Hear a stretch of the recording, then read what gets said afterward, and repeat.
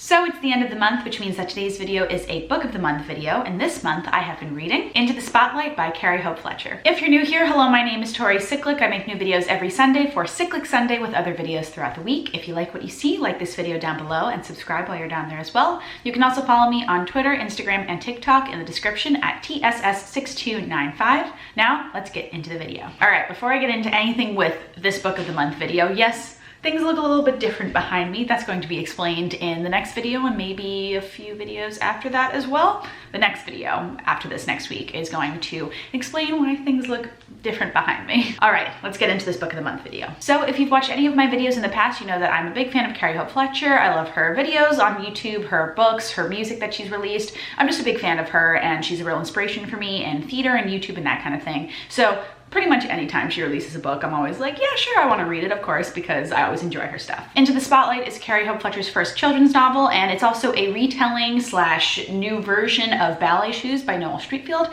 which is one of my favorite books from when I was a kid. So when I saw that she was writing this book, I was really, really excited. Into the Spotlight is a brand new book. It came out in the middle of September, so like I've said in some of my other videos about reading brand new books, I love doing this because it's good to just read something right as it comes out. Also, I haven't read a children's book in a while. The last time I actually was reading a lot of children's books was in a children's lit class in college, which I really enjoyed, and this kind of brought me back to reading those books as well as reading books that I love as a kid. So it's good to get some youthful fun energy out of a book as well, and Into the Spotlight definitely does this. As I have been doing with a lot of the books I've been reading throughout quarantine, I read this book on my phone through the Kindle app, and I felt like it was a lot easier to read this book on the Kindle app than it was with a lot of other ones. It seemed to go by pretty quickly while I was reading it. I was also reading it on some long train rides as well, and yeah, I felt like it was a very easy read in that way, and I didn't feel hindered at all by Kindle, because sometimes that's how I felt with other books, and I'm like, oh, it just feels like a journey to get through it as an online book, but this one actually went by pretty fast. So like I said, Into the Spotlight is a retelling of Ballet Shoes by Noel Streatfeild, but this one is more of a theatrical focused version of it instead of a ballet focused version of it. So it focuses on Marigold, Mabel, and Morris Pebble, who are three children who are brought to live at the Pebble Theater with their Bam, which is their brilliant Aunt Maud,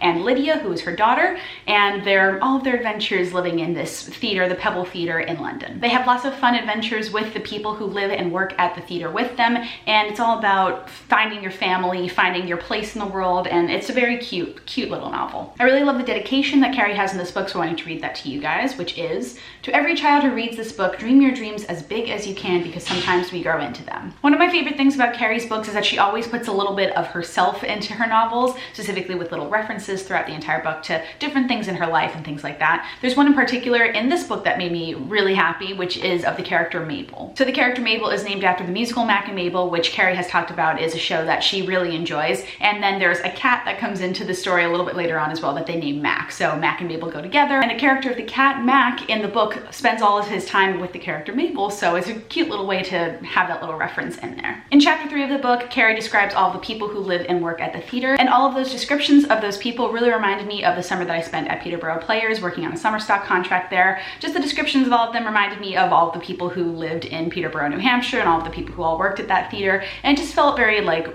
comforting and nostalgic as well. I really love how Carrie wrote Marigold, Mabel, and Morris discovering their passions and joys in their life in the first few chapters, and discovering like the things they wanted to do in like writing, flying planes, and becoming an astronaut, and becoming a ballet dancer. The way that she wrote this really reminded me of how I felt when I discovered my passion for theater and dance as a kid, and it just felt very like childlike magic. There's a section of imagery on pages 48 and 49 of the book that I wanted to read to you guys that I just really, really loved the way that Carrie wrote it, so let me read that to you. I think it might be a book, Mabel said with an exaggerated yawn. Good night. Morris stuck his head out from under the quilt, ready to leave their little bubble, but Marigold gently took his hand in hers. Books are better than tap shoes and chemistry sets, Marigold said quietly. No, they're not, Morris protested. They're just dead trees full of words, Mabel said, beginning to untangle herself from the fairy lights. They're not. They're forests full of stories. You can get entirely lost in the pages of a book and be whoever and whatever you want to be. You could be a dancer or a scientist right now if you picked up the right book. I just really love that idea that books are forests full of stories. Like, that is a very, very wonderfully written line. It just makes me very happy. All of Carrie's books have a little bit of magical realism to them, because that is kind of the genre that she writes in, as well as women's fiction. But I feel like the magical realism really works in this book. Because it is a children's novel, there is more of a suspension of belief when it comes to like magic being involved in a book. And I feel like it really works in this one, because there's a lot of things in this book where the magic is that things fall directly into place with who the kids are, how they find out who the fossil kids are from ballet shoes. There's a lot of that kind of thing where it all falls into place really well together. That really makes sense in this book and doesn't feel out of place. And I really loved how fun this book was to read. It really reminded me a lot of the books that I loved reading as a child, and I definitely feel like if I was reading this book as a kid currently, it would definitely become one of my favorites and it would become one that I would read a ton because it really fits into the same like world of books that I really enjoyed growing up. So those are my thoughts about Into the Spotlight by Carrie Hope Fletcher. If you have read this book, let me know what you think of it in the comments down below. And if there's anything else you want to see here on my channel in particular, let me know about that in the comments down below. Thank you guys so much for watching, DFTBA, and I will see you guys next time. Bye!